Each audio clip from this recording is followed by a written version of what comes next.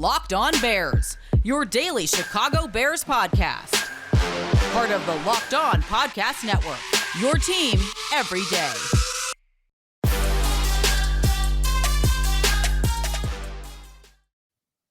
No one's figured out how to stop Tom Brady for 20 years now, and we're not going to pretend to have the answers for the Chicago Bears on Sunday, but we can start to put together a game plan idea for at least how to maybe slow him down and how to help Justin Fields keep up as best he can in a tough Week 7 matchup with the Super Bowl champions.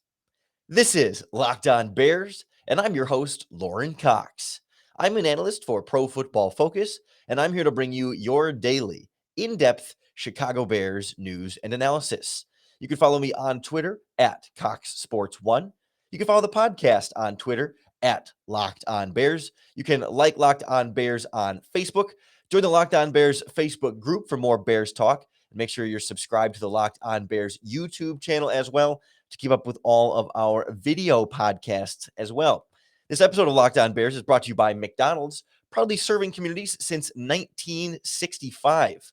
McDonald's has always been more than just a place to get tasty, affordable food. It's an unofficial community center. A big thank you to our friends at McDonald's for always being there. I'm loving it. On the show today, we're putting together a game plan for how the Bears can upset the Tampa Bay Buccaneers. And it's not about completely trying to shut down Tom Brady or put up 42 points with Justin Fields against the Buccaneers defense, but it's about doing just enough to maybe slow down Tampa Bay's offense a little bit and maybe help this Bears offense get into a little bit of a rhythm and extend things a little bit longer throughout the game to keep up enough points to maybe, just maybe, pull off a Week 7 upset. We'll talk about what the Bears defense can do, potentially with Robert Quinn still on the COVID-19 list, to still maximize Khalil Mack and trying to get some pressure on Brady, which does seem like one of the things that has sort of worked over the years. We'll talk about where this Bears offense can maybe find some vulnerabilities against this Tampa defense and how to help Justin Fields continue to make progress and support him within the scheme and the offensive identity that they're building. And then we'll wrap up with some of the biggest matchups that I think are really going to decide the outcome of this game either way. Definitely feel like the one thing we've seen for slowing down, again, not stopping, but slowing down Tom Brady, the formula that we've seen, in Super Bowls and stuff, is you got to be able to get pressure with 4 consistently. And that's not innovative. That's not earth shattering. That's what every team wants to do anyway. It's just seemed like, like when the Eagles beat the Patriots in the Super Bowl and stuff, it's like when you can have that front 4 that's dynamic and gets after the quarterback without having to take somebody else out of coverage to blitz to get after Brady, because blitz, he'll tear you up all game. You can't just try and be aggressive that way, but you have to get pressure. Sometimes, particularly on the interior, can be a lot more disruptive against Tom Brady too. A guy like Aaron Donald in the Rams, for example, have had some success in that regard. And again, even all that doesn't always work perfectly, but it's sort of your best bet for what your defense can try and do against Tom. And so when you look at this Bears defense on the front 7, big question mark right now is Robert Quinn with the COVID-19 list that he was placed on earlier this week. We don't know exactly when he could be back, whether that's in time for this game and having not then practiced all week, or whether he's going to miss this game, or what exactly that timeline is going to be. So I guess if I'm putting together a plan, I'm planning on not having Robert Quinn, because I think it's easier to add him to whatever plan I came up without him, as opposed to thinking he's going to be there and then having to kind of adjust my plan if he's not going to be there. And so it feels like some of the similar feelings we've had with Khalil Mack in this pass rush the last couple of seasons, even last year when Robert Quinn was there, but just not pass rushing well. And it felt like it was kind of just Khalil Mack as far as consistent pass rushing on the edge. And so if that's what I'm going with, where Barkevius Mingo or Trevis Gibson is going to be my other starter, and we're going to be a little bit more thin in that rotation, there's a particular front that I'm looking to go towards. And it's something Sean Desai has done, and every defensive coordinator will do similar things like this, but I would look to maybe feature this a little bit more in my game plan. It's about how you sort of align your pass rushers in pass rushing situations, because this isn't necessarily something you want to do on first and second downs all the time if there's a significant threat of run, because it's going to throw off the balance a little bit of where your run defenders are. But something I think I'd like to see the Bears do more of, if it's just kind of Khalil Mack in the edge rusher spot, is it's called a lot of different things, but I know it as a boss front, BOSS, bigs on same side. Bigs being, your interior defensive lineman. So the idea of a boss front is it's 4 players, right? Your typical sort of 4-man rush, and the Bears nickel defense that you'll see all the time two outside linebackers, two defensive linemen. And typically in a regular sort of, 4-2-5 nickel front, you'll have Mack on one side, Quinn on their side, and then, Akeem Hicks and Eddie Goldman as the two interior defensive linemen kind of on each side of the center at different gaps, one technique, three technique, or sometimes five. I mean, you can shift around, but you'll have two on each side of the center, right? So it's a little bit more balanced. So the offensive line doesn't have an inclination of, maybe needing to favor one side so much over the other. The idea of the boss front is to intentionally overload one side with your bigs. And the idea is that you then put Khalil Mack on the opposite side, and it becomes a pick your poison type game for the pass protection. And so you put Khalil Mack alone over the left tackle, Donovan Smith. We heard yesterday on the podcast from David Harrison from Locked On Buccaneers about how that's kind of where he's a little bit less confident in their offensive line right now, and that's kind of more Robert Quinn's spot, and Khalil Mack can play both sides. And you can certainly do it against Tristan Wirfs. I'd say flip it and do it both ways, especially with the way that Mack had literally flipped Tristan Wirfs last year when they matched up for the first time. So let's think of it that way for the rookie matchup or the second year matchup. Mack over the right tackle, Tristan Wirfs. Then he's all alone on that side, and you put your three other guys on your defensive line on the opposite side of the offensive line. So you'll put your other edge rusher, Travis Gibson, outside of the tackle. You'll put, say, Akeem Hicks, if he's healthy, or Mario Edwards outside of the guard, and you'll put your nose tackle, Bilal Nichols or Eddie Goldman or whoever, to the right of the center. So they're all, so from the center's perspective, his left, but from the defense's right. So you'd have three guys on the right side of the defense, one guy on the left. Your bigs all on the same side. So then the offense has to decide, okay, am I going to slide my protection over to help my right tackle versus Khalil Mack? Or do I slide my protection left to where I have three guys coming against really like 2.5 with the center, 2.5 blockers? So you kind of have to decide where you want to bring your pass protection help. If you got a running back to stay in, are they going to help on Mack or the other side? So first of all, you can rush like that and make them declare how they're going to block that. Then you see how they respond to that. And if they start shading guys over to Mack's side, then what you do is you run a stunt where Khalil Mack starts alone on the right side, but then he's going to loop all the way around to the left side and loop, say, with Eddie Goldman at the nose tackle spot to try and free him up, crashing up the middle. And Goldman's just going to run into whatever blockers are left on Mack's old side and just occupy space. Or if they start sending more help to Mack's side, you can blitz a slot cornerback from the big side. We already have three guys over there. Bring a fourth, because they're not going to be able to get that many buys over there, and drop Mack back into coverage. And you'll have all those blockers on Mack's side blocking nobody. Well, you've got four guys blocking or blitzing from the other side of the offensive line. And there's different ways you can sort of create pressure in these ways. And when you can stunt Mack inside, you'll get pressure up the middle. Or if they're going to slide away from that three-man side, and if they're going to send all their help over to Khalil Mack, then you're going to have one-on-one pass rushes for three guys on the same side of the line of scrimmage. And you kind of just have to hope then that out of the three of them, consistently enough, one of them can win their one-on-one matchups enough to get some pressure on Brady to make him a little bit more uncomfortable and not make it easy for him to just sit back and read this defense, because the Buccaneers certainly have the advantage in the wide receiver versus the cornerback type matchups, and they've got some depth at tight end, even with Robert Gronkowski hurt. And I think the Buccaneers offense shouldn't have too much trouble moving the ball against this Bears secondary if the pass rush is not going to be able to get home. This is a game where the secondary is just not going to be able to get it done on their own if the pass rush doesn't help them. So I think going to more of these boss fronts and getting creative with making them declare where they're going to block, and then you move Khalil Mack around, you drop him back, you bring pressure from the other side. You can do some different pieces there where it still looks the same for the offense, but they're never quite sure exactly where you're going to see it from, who's going to rush from where, and how they're supposed to help block Khalil Mack and the other Bears pass rushers. So just a kind of a specific scheme thing I'd like to see when you don't have that threat of Robert Quinn exactly on the other side of the field, with him potentially going to be out in this game. Also sounds like Damian Williams is going to be out with COVID again for the running back position, leaving Khalil Herbert to kind of have to carry the load. But I think a lot is going to come down to him for getting this Bears offense to get enough points against Tampa Bay. We'll talk about what they can do with this running game against the Buccaneers run defense. It's been really stellar this season. Next on Locked On Bears.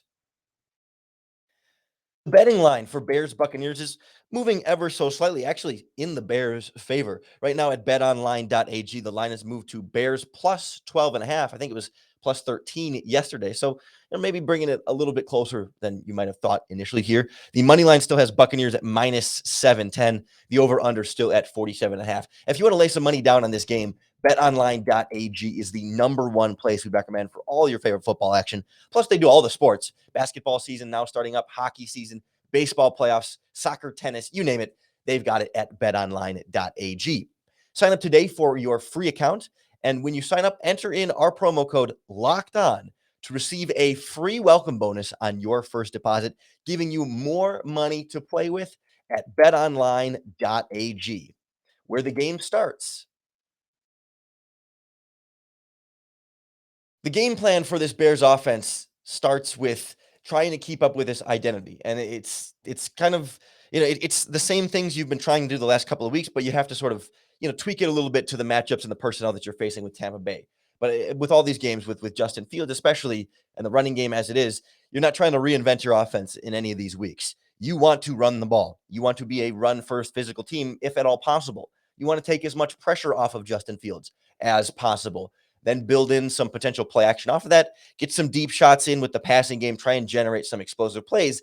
And theoretically, again, theoretically on paper, that should be enough in most matchups. Maybe not in this one with a guy like Tom Brady on the other side, but that's how you start to keep this offense in these games at the very least. And when you look at this Tampa Bay Buccaneers defense in particular, we heard it yesterday from David Harrison from Locked On Buccaneers. Crossover Thursday. If you haven't heard that podcast, please go back and do it, because David knows the Buccaneers through and through and gave us some really nice scouting reports on where that team stands right now. But even just on paper, you look at their depth chart, you look at their roster, very, very big, strong interior defensive line. We'll talk about some of them a little bit later on, but Sue and Vita Vea, and then even on the bench, William Golston and Steve McLennan, veterans, strong, big, experienced on the interior. Then behind them, you've got really athletic linebackers in Devin White and Levante David, and even their edge rushers, Jason Pierre-Paul, Shaq Barrett. They've got a little bit of juice coming off of those corners. Then it's a secondary that's been very injured this season. It looks like they're going to get safety Antoine Winfield back this week, I think, from a concussion, but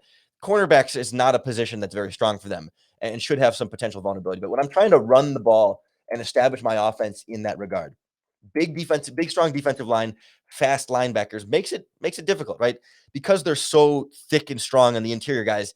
I don't know that you're going to be able to just pound it up the middle, right? Even if you bring in Ryan Nall and a fullback, it's just 325-pound men in there that most interior offensive lines have trouble moving. And so, that makes the straight up the middle downhill running kind of more difficult. But then when you have fast linebackers, you can't just pitch it to Khalil Herbert and try and use his speed to the edge, because Devin White is one of the fastest linebackers in the NFL. And we know Levante David has always been a very fluid athlete, great in coverage at that position too. So it's like, if you're trying to pound up the middle, you're not going to find any room. And then if you're trying to get to the edge, they're going to be too fast to get out there. So what then can you do in a running game? I mean, you have to try everything, right? You're not just going to stick with one thing or the other. But I think if I'm trying to find a way to balance those two things, right? Again, there is no magic formula to running on what I think is the number one run defense in the NFL. This is not like I'm not a genius. I'm not an offensive scheme master in any way, shape, or form. But if I'm just trying to find a plan here for something to try that I think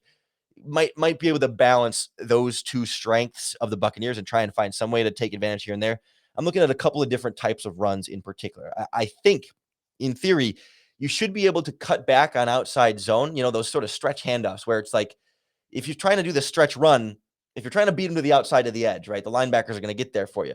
But if you're trying to take it right up the middle, those interior defensive linemen are there. So I'm thinking you try and press the edge and then cut it back. Hopefully the idea being then that, first of all, the big defensive linemen in the middle are going to be too big and too slow a little bit to be able to cut back across the block. Right? They're going to hold the blocks and hold space, but they're not going to chase you down on a cutback as well. I mean, you're not super worried about that. You're mostly just worried about the bulk in there. So if you cut back past them on the backside, then it's about the linebackers having to get back to there. And they certainly have the speed to do so.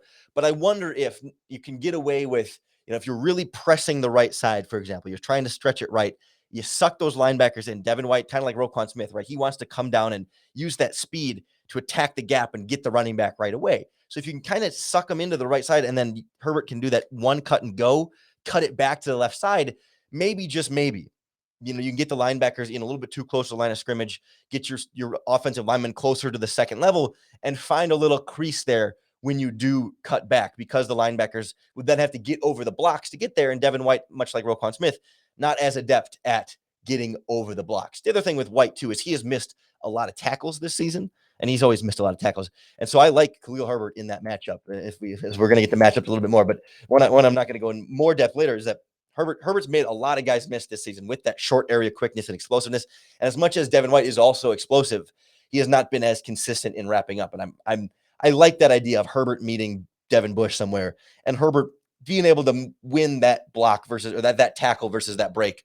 I don't want to say more often than not, but enough to maybe spring some things and pick up some extra yards here and there. So I think trying to cut back an outside zone, I'd be tempted to do, and also even just like some standard counter man blocking, where you bring two blockers from one side and bring them to the other side, get around the interior defensive line. Typically what you'll do on a counter play is you'll double team at the point of attack, whatever big guy is going to be right there. And then you bring two blockers from the backside around that double team. So the idea being that maybe you can double team the outer of the two interior guys that you're going to see on the defense, whether it's Vita Vea or Sue, double team them and hope that's enough. And then if you can bring then the blockers through, even if the linebackers are fast and speedy to get over there, I'll take my blockers versus two of maybe a little bit more undersized linebackers. They have speed, but they're not like big, powerful block shedders. So that maybe if my double team can hold up and my blockers that are pulling can get out in space enough, then maybe you could find some room there. Again, not a magic formula, not going to guaranteed to work every time, not guaranteed to find some missing weakness that no other team has figured out, but a couple of ideas that I think is a way to try and circumvent the strength of their defensive line and the speed of their linebackers in a couple of different ways that I would mix in there with the rest of my running game as more of an identity there to then help Justin Fields with play action off of that and get some of these deep shots. Because when you have cornerbacks that are injured like this, and it's some no-name guys, there's somebody for the Buccaneers who's named D. Delaney, who is probably going to start at cornerback. He was a name I had to look up. He was an undrafted free agent for the Jaguars like 3 years ago and kind of bounced around a little bit. I I like some potential matchups there that we'll get into in a little bit, but wide receivers should be able to get open. We said the same thing last week against the Packers when they were injured all across the secondary, and the wide receivers weren't able to get open. So even though it sounds good on paper, they got to actually go out and do it in the games. But there should be no excuse, especially after last week and not really stepping up to help their quarterback as much as they should. They should really internalize that a little bit and make sure that they're getting open more and more in this Buccaneers game. So then I think, then if you can run the ball, you can get some play action, maybe get a little bit more time to throw for Fields. Wide receivers should get open downfield. There's a plan there, right? I mean, I think the speed of these Buccaneers linebackers will limit some of Justin Fields' scrambling. And if he gets out of the pocket, those guys are going to be able to chase him down, much like Myles Garrett and Jadeveon Clowney did against the Browns. That from the edge rusher spot, but they're off-ball linebackers. If you're trying to get past the line of scrimmage, they're going to chase you down. So I don't know how much yards with his legs Fields is going to be able to get, but it's all about getting those ground yards with Khalil Herbert and getting those big explosive passing plays downfield, late developing over the top if your wide receivers can get open. Easier said than done, but that's the path, I think, to get to 21, 24 points and hope that then your pass rush and maybe some boss fronts can help slow down Tom Brady and Tampa Bay a little bit more to try and keep them in that same like 21, 24 type range. And that's maybe, just maybe, how you find some sort of a path to victory. But I think there's a couple of key matchups that are really going to decide whether or not you get to that upset. And we'll go through the big names that I think are going to be pivotal in this matchup next on Locked On Bears. This episode of Locked On Bears is brought to you by McDonald's, proudly serving communities since 1965. McDonald's has always been more than just a place to get tasty, affordable food. It's a place where friends and family can come to reconnect, a place where classmates can meet up for a study group, knowing they'll have dependable Wi-Fi and, of course, endless supplies of French fries and McFlurries.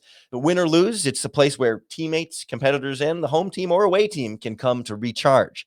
It's the place where you always look forward to stopping at on a long road trip to rest your legs and refuel. It's a great place to go to the bathroom if you're on a long road trip too. I mean, they've got, it's always there for you. I mean, there's always one whenever you need to, and that's the way that McDonald's itself it ingrains itself in so many communities. It's a part pretty much of all of our communities, and they have always been there. So head to your local McDonald's and refuel and reconnect. Did somebody say Locked On Watch Party? McDonald's. I'm loving it.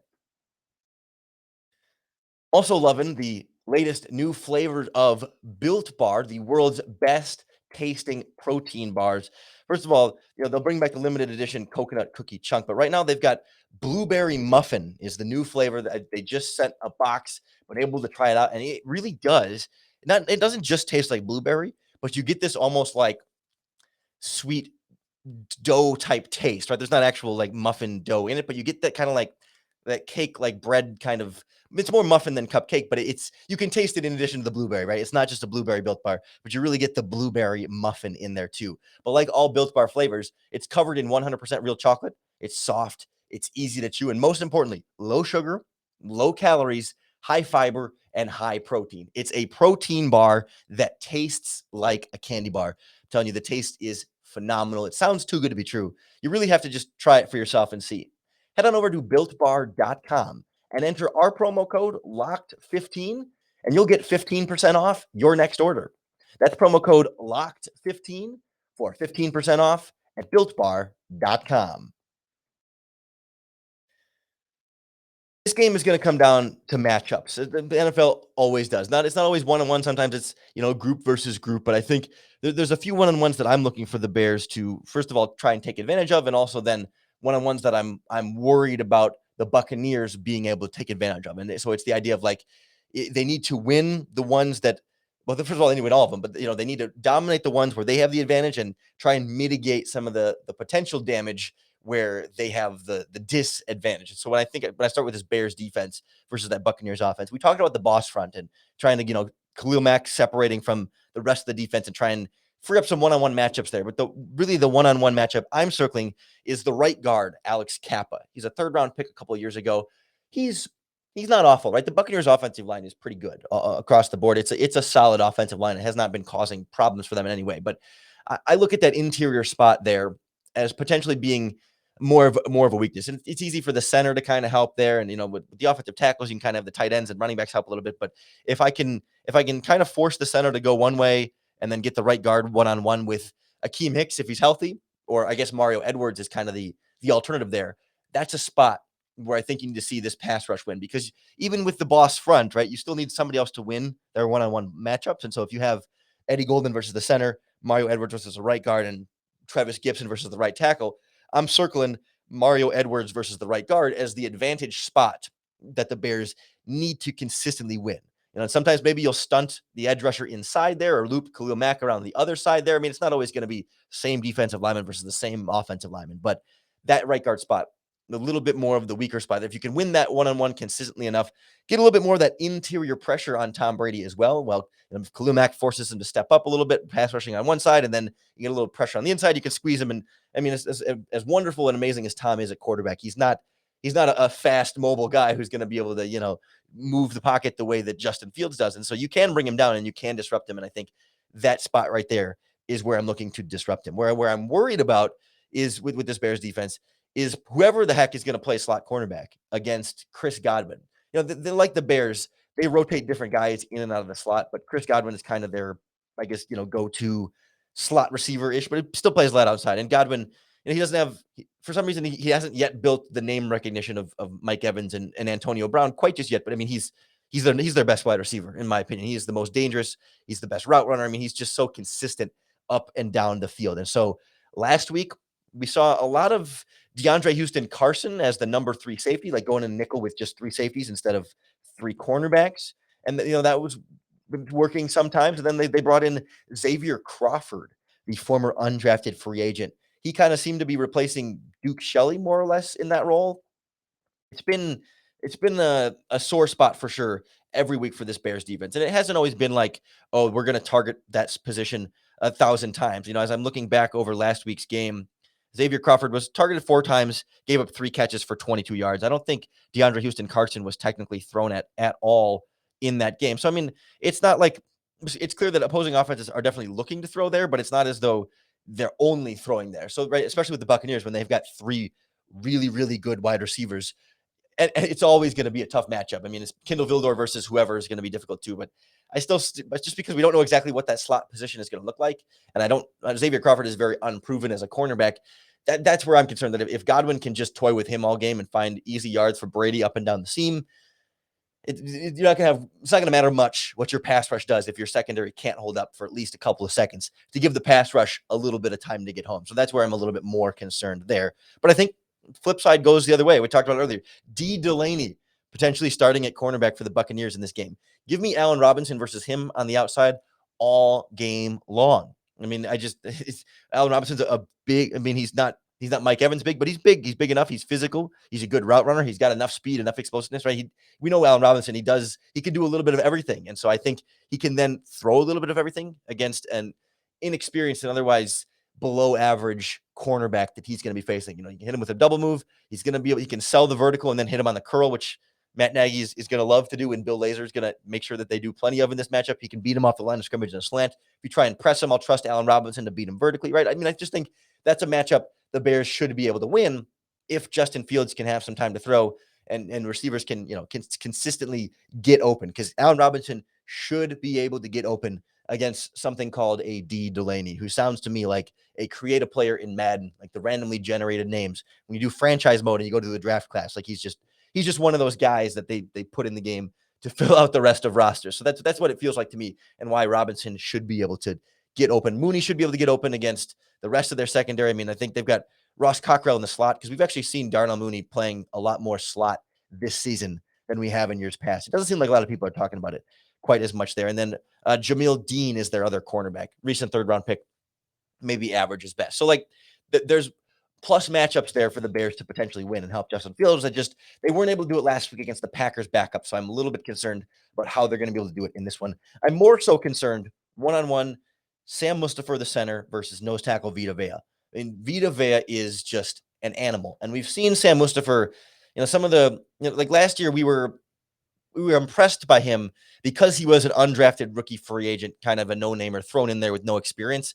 And for a no-namer with no experience, he played pretty well last season. But now that he's kind of an established starter, he's playing about the same. It's just it's kind of average to below average center play. And Vita Vea is 6'4", 350 pounds, but moves pretty well for a 350-pound guy.